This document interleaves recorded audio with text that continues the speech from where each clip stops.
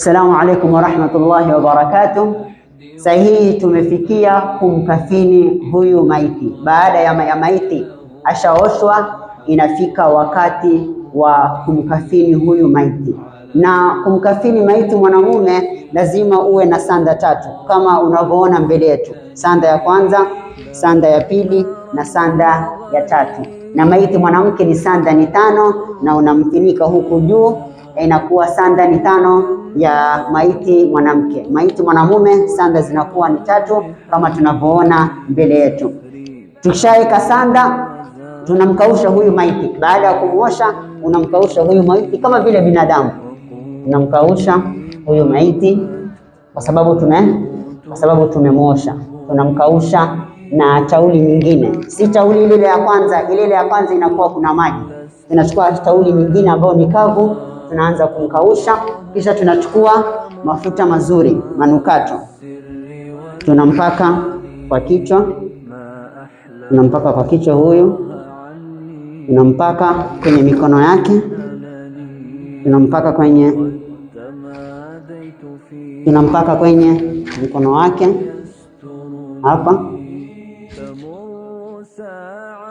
na tunampaka kwenye mguu. Tunampaka kwenye mguu na mafuta mazuri. Kisha ninio, tunaweka mafuta kidogo upande wake wa kushoto kwenye mikono hapa, tunamweka mafuta hapa kwenye mikono na kwenye miguu. Nampaka mafuta mazuri ya al-ud na mafuta mazuri ili ile maiti apate kunukia. Tunaweka mafuta yetu, tunaanza kumfinika huyu maiti.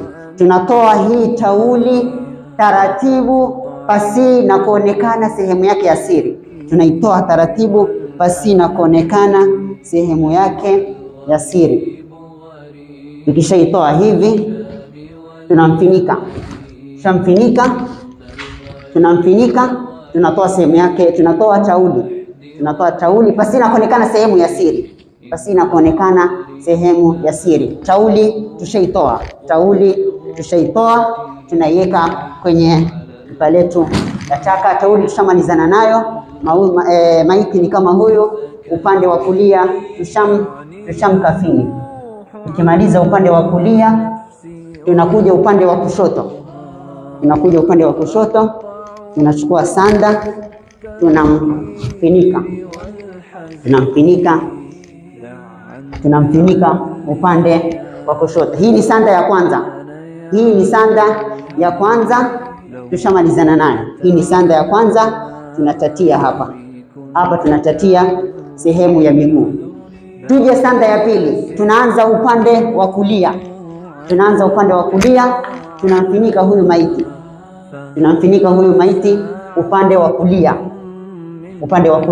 Tunamfinika huyu maiti na sanda ya pili upande wa kulia. Kisha tunakuja upande wa kushoto, sanda ya pili vile vile. Sanda ya pili upande wa kushoto, sanda ya pili upande wa kushoto.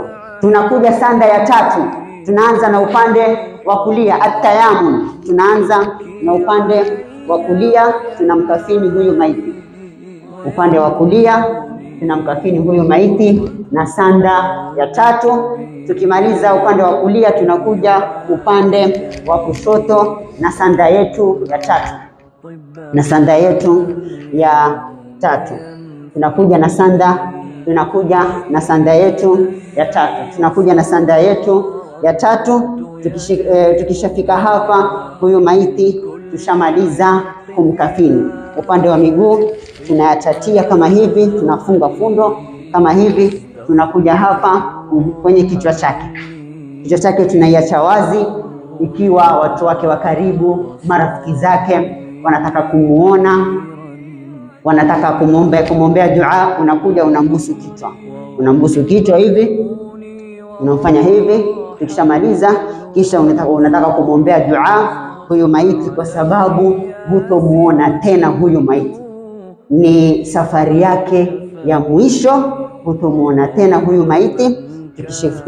Tukishafika hapa, tunamfinika huyu maiti,